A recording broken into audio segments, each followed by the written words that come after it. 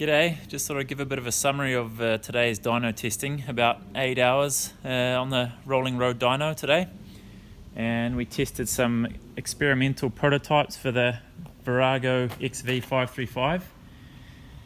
Pretty mixed feelings about it actually, sort of hoping for a bit more of an increase in power, and I was really hoping that the longer intake trumpets I've developed and spent a lot of time sort of theorizing about, developing, prototyping, seeing if they fit and everything, they actually didn't do much at all.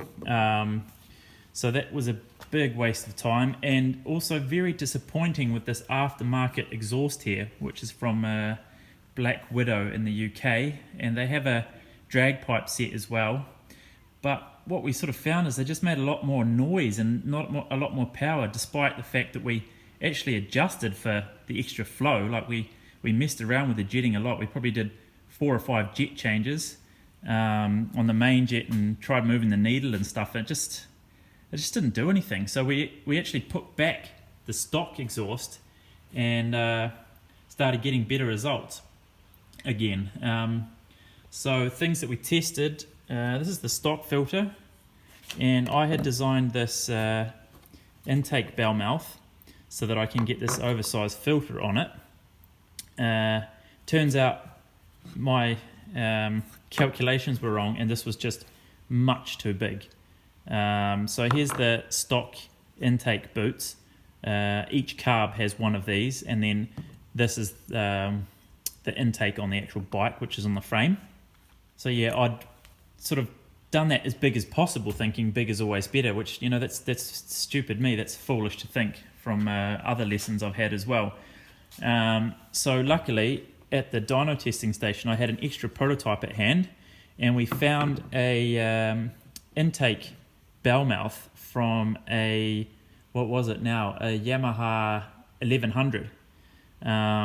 So we siliconed that in place and immediately got very good response. So we continued testing that with this filter on top for the rest of the session, and mucked around with the jetting and started getting really good results. But that was again back with the stock exhaust.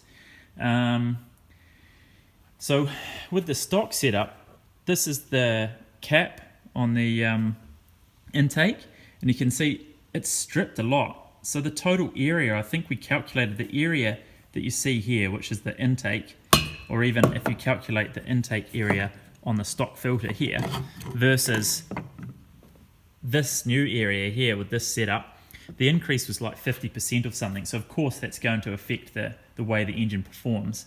And I'll put up some videos. You hear it in the noise on the intake as well. So it sounds a lot better, even despite the stock exhaust, because you get the nice intake noise. And this here, it strips the flow, but it also takes out the noise, which is, you know, that's probably a regulatory thing. And it also helps with resonance noise. But I mean, that's a subjective thing. I like the way that it sounds when it's open. Anyway, more about these here. I sort of thought that this would be, you know, this is really popular in the hot rodding world. You know, you have long intake runners and you start working with harmonics and stuff. And these were designed to work in the third harmonic and, you know, give a nice boost in the mid-range, because that's what happened when we did all the dyno testing for the SR. This is a prototype from the SR intake, and this worked really well. We got at least a 15% increase in the mid-range, which sort of held right up until redline. So I thought it was just going to be a bit of a copy-paste, but that's not really how it works with engines. They all like their own specialized setups, and these, who knows, the volume was correct, the flow would have been good, but maybe the bend affected it, who knows. And you know, it's a twin, so it's got pulses and the airbox, and I just don't know what's happening in there. So we stuck with the stock ones, this intake bell mouth and this filter. So, and here's the results here, which I said mixed feelings. So definitely the green line is the one that we ended up with at the end of the day. The red one was complete stock standard. I've got some films of that as well. So I was sort of hoping for about a 10 to 15% increase at the top, but it's really it's just under a 10% increase at the top here. But what's interesting is that the curve is really nice and smooth, and from here in riding and driving conditions, sort of between 3,000, 3,500 all the way up to 7,000, which equates to about sort of 150k an hour, you've got a really nice increase here. So down here at 4,500 RPM all the way up to 6,000, you've got at least over a 10% increase, and that you really feel that on the bike. So when you roll on the throttle there, that things pulls like a train. Well, relatively speaking, pulls like a train for a 500. It's really fun, especially if you short shift. And you've pretty much got that increase all the way up to here, which is just after 6,000. You're kind of winding up the engine.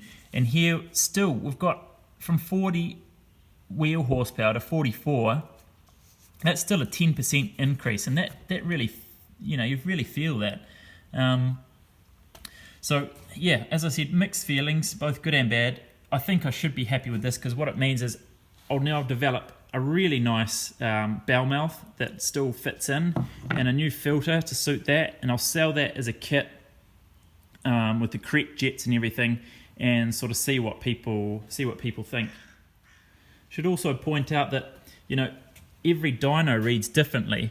This is a MJ Power Engineering dyno, and I have a sneaky feeling that this reads high, because this is rear wheel horsepower, and this is what these numbers are sort of what the factory claims, and that's never the case, because the factory claims power at the engine or at the crank usually. So I suspect this is high, so take these numbers with a grain of salt.